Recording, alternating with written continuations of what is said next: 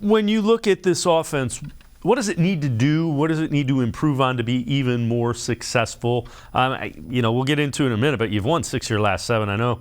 And you guys have been hit by injuries as much as anybody. What is this offense doing well to get wins?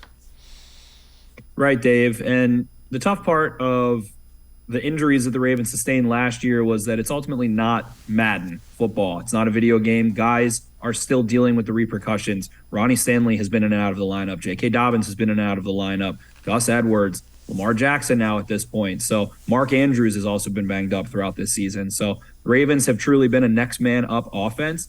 It's the first time since 2020 that Gus Edwards and J.K. Dobbins and Ronnie Stanley have been on the football field at the same time. The Ravens are running the ball really, really well when Ronnie Stanley's in the lineup. They have gone for at least 146 yards in every game that Ronnie Stanley has finished since he came back against the Cincinnati Bengals in October.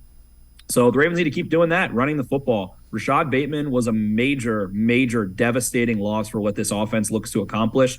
They had one guy on their entire roster that they felt comfortable isolating and sticking to one side, forcing man coverage or forcing a safety to kind of split the difference and asking to go win. And Rashad Bateman produced 2 touchdowns over 50 yards in his first 2 weeks. And then in week 3 makes a game-winning play against the New England Patriots on a long completion, runs up the sideline and allows the Ravens to score and ice the game. Then he sustains a foot injury in week 4 against the Bills. He's out. So the Ravens pass game has been awful. They have not had their backs until just last week. We saw how that went for them. They've struggled in the red zone, so continuing to pound the ball. They've also struggled to kind of philosophically, when they're in the red zone, they kind of bunch everything really tight, have super tight alignments, but then attack vertically after flooding the middle of the field with the defense. So I think they need to do a better job. Hey, if we're going to go tight, we need to attack the perimeter when the back line is against us. And hey, if we want to attack the middle of the field, maybe we should spread things out when the field is condensed in the red zone. I think those are major keys. And for the Ravens to just keep pounding the ball. And a major key is